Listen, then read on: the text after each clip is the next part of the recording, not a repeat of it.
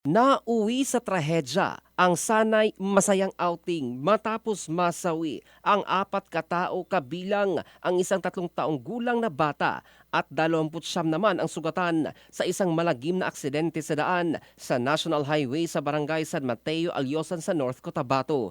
Ayon sa ulat ng pulisya, bandang 3:00 ng hapon na mangyari ang insidente habang bumabiyahe ang isang puting elf truck na may sakay na dose-dose ng pasahero mula sa Barangay Batulawan, Pikit patungong Cotabato City. Sa halip na saya, trahedya ang sumalubong matapos umanong iwasan ng driver ang isang motor dahilan upang kumabig ito, bumangga sa Center Island at sumalpok sa kasalubong na multicab. Sa lakas ng banggaan, tumaob ang truck at tumilapon ang mga pasahero sa kalsada.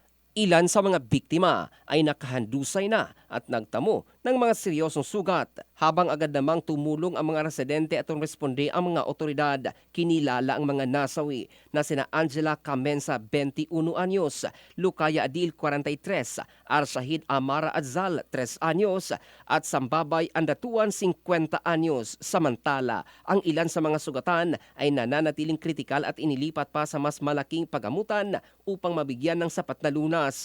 Nasa kustudiya naman ng pulisya ang driver ng truck habang patuloy ang investigasyon. Muling nananawagan ang mga otoridad sa pag-iingat sa pagmamaneho upang makarating sa destinasyon ng payapa at ligtas.